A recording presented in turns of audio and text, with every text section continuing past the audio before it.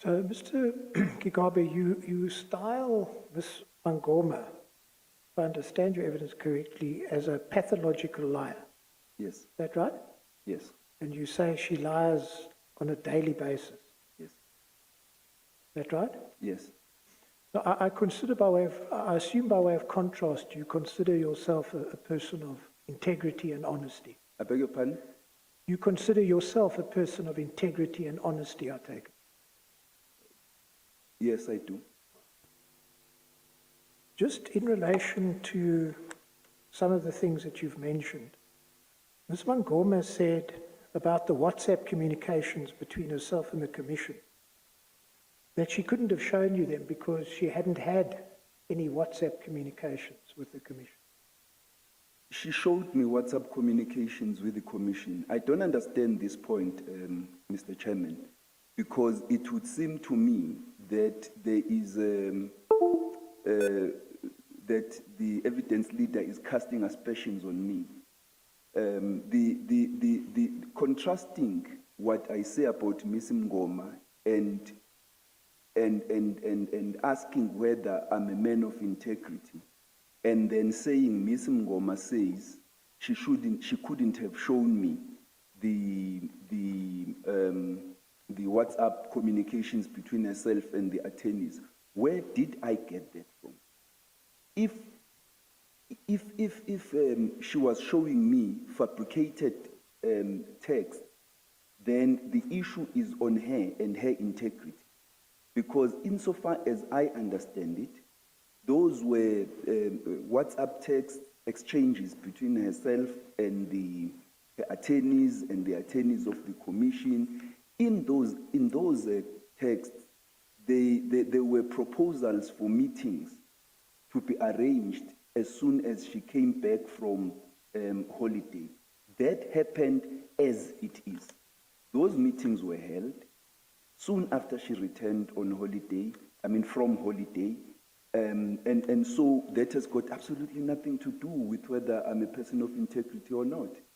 Last year, I received an SMS text which is available at the police, which informed me that, or which alleged that Ms. Mngoma had hired people to kill me.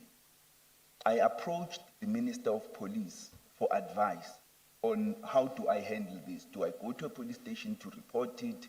Is there a unit where I needed to report it? The Minister of Police said to me that I will ask people involved in investigations of political matters and assassinations to contact you.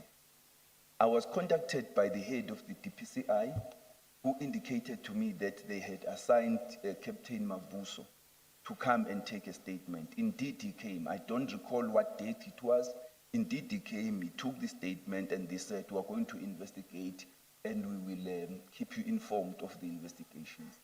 Ms. Mngoma said at paragraph 64 that on one of the visits to the Gupta residence, when you were still the Minister of DPE, we attended a function at the Gupta residence.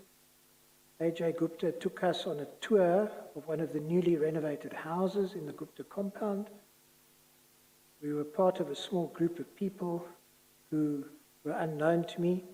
He showed us a room that had been converted into a small cinema, and in another area I saw a sauna. At one area I saw a device which looked like a small version of an automated telemachine. Mr. AJ Gupta demonstrated how it operated by punching an amount on a keyboard of the machine, which was 10,000 Rand, if I recall correctly, and it dispensed the cash notes in denominations of 100 and 200. You want to comment on that? I was never part of this tour. I've never seen an ATM. It was the first time when I read this affidavit that I knew that a private individual could have an ATM at their residence.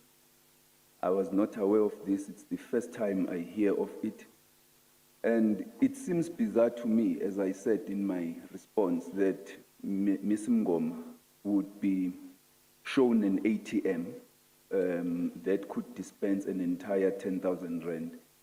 I don't know how that happens. in my own opinion, if she saw such a thing, if she's not lying again here in this statement by herself, then it would mean that she was alone in my absence when she saw such an ATM. But as I say, it's the first time I hear that a private residence could have an ATM, because my understanding is that an ATM should be an available instrument to the public.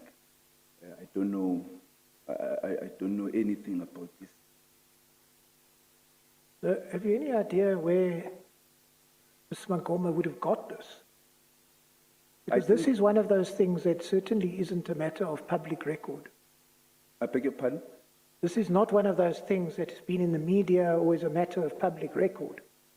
As I have indicated, Chairperson, previously, that Ms. Mngoma's affidavit was the works of accomplished lies.